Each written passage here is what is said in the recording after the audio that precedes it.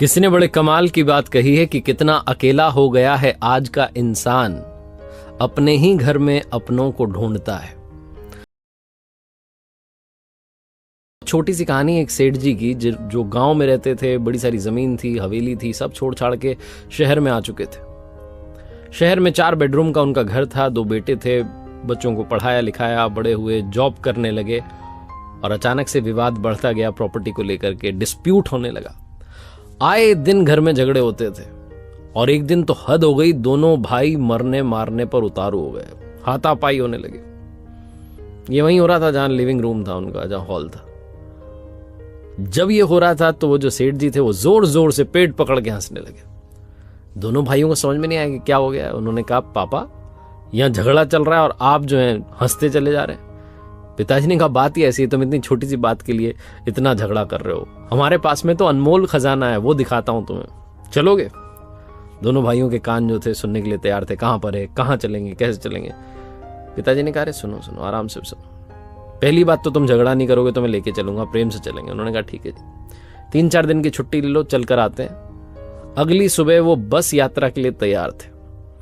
10 घंटे का रास्ता था, बहुत ही इंटीरियर में जाना था, अपने पुराने गांव में जाना था जहां रहते थे।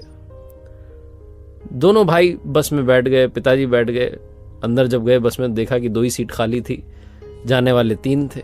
तो पापा के पास में एक बंदा बैठ गया, फिर दूसरा भाई खड़ा रहा। थोड़ी देर के बाद में एडजस्ट करते चले गए, एक बार एक बैठ रहा था, दूसरा बैठ रहा था। 10 घंटे की वो लंबी यात्रा समाप्त हुई, लेकिन दोनों के चेहरे पर कोई फ्रस्ट्रेशन नहीं थी, बल्कि एक्साइटमेंट था कि वो क्या है अनमोल खजाना जो देखने के लिए जा रहे हैं गाँव में।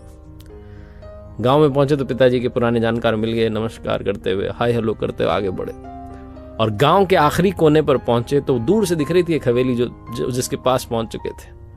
लेकिन जैसे जैसे पास जाते गए उन्हें दिखाई दिया कि हवेली खंडर हो चुकी है। वो जो पापा थे उन्होंने देखा सेठ जी ने कि ये तो पूरी बेकार हो चुकी है, कबूतरों ने घोंसले बना लिए, झाड़ियां उग गई हैं, वीरान सुनसान हो गई है।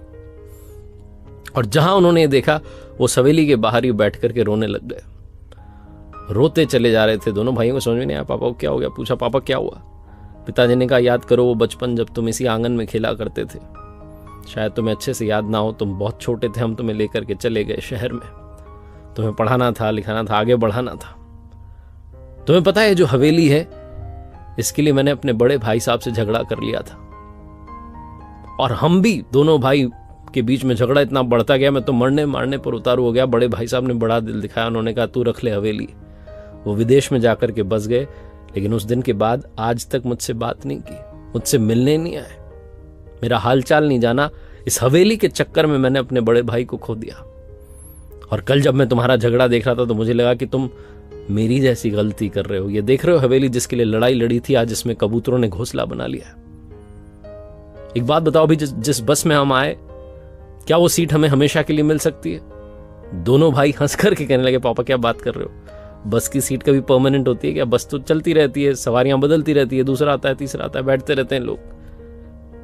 तो पिताजी ने कहा, क्या तुम उसके लिए झगड़ा कर सकते हो? दोनों भाइयों ने कहा, झगड़ा क्यों करेंगे इतनी छोटी सी चीज के लिए?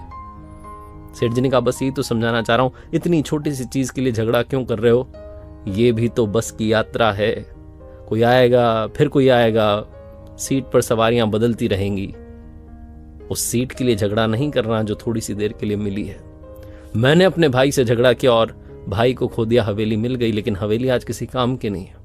तुम दोनों झगड़ा करोगे, प्रॉपर्टी तो मिल जाएगी, लेकिन अपनापन चला जाएगा, रिश्ता टूट जाएगा। उस बस की यात्रा में जैसा तुमने तालमेल बैठाया था, बस वो बैठाना सीख लो, जीवन सफल हो जाएगा। बहुत छोटी सी कहानी जो बताती है कि मटेरियलिस्टिक दुनिया के पीछे हम इमोशनल दुनिया को बहुत पीछे छोड़ा है।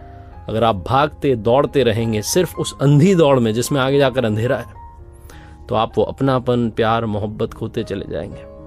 एक बार फिर से वही बात जो अक्सर आपसे कहता हूं, ऊपर वाले के आशीर्वाद, अपनी मेहनत और अपनों के प्यार के साथ कर दिखाओ कुछ ऐसा कि दुनिया करना चाहे आपके जैसा।